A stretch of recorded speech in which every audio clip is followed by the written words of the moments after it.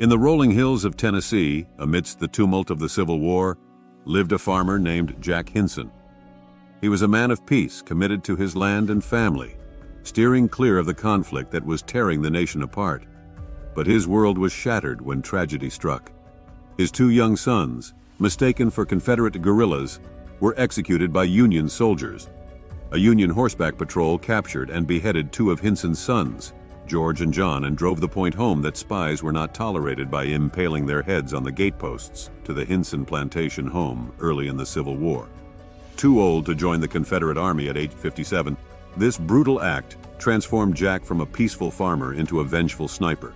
He abandoned his plow for a rifle, not to join the Confederate Army, but to wage his own personal war. Hinson contracted a local gunsmith to build a custom sniper rifle. Jack had a special rifle made, a .50 caliber Kentucky long rifle. The rifle Jack Hinson commissioned for his sniper work is a fascinating story in itself. At 18 pounds overall, the heavy barrel required a rest of some sorts.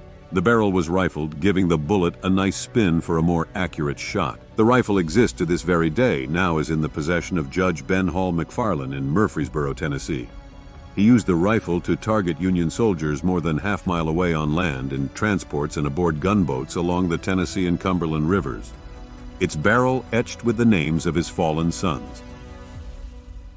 In the spring of 1863, Hinson ambushed and killed the man responsible for issuing the order to murder his sons and the sergeant responsible for placing their heads on the gateposts. Initially, Hinson believed he had extracted his pound of flesh and put his gun away. But when federal troops burned the Hinson home, he found his gun and went back to work. From a ridge overlooking the Tennessee River, Hinson sniped federal officers on the decks of ships struggling to power through the surging currents of the towhead chute. With each kill, Hinson made a mark on the gun, and by the end of the war, it totaled 36 kills. Historians estimate the total number of kills to be even higher than this, totaling between 80 and 100 kills. Hinson became a ghost in the woods, a phantom sniper known for his deadly accuracy and elusive movements. He targeted Union officers, haunting the Union forces with his solitary campaign. His presence was ethereal. He would appear without warning, strike with lethal precision, and vanish into the wilderness. The story of Jack Hinson is a tale of loss and revenge, a personal vendetta deeply entwined with the broader conflict of the Civil War.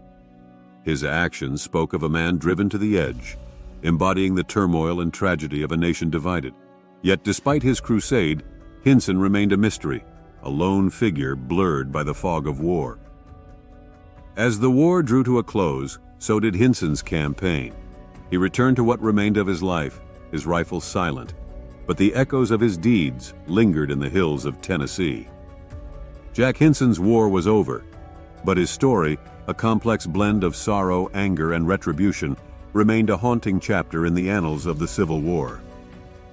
Thanks for watching.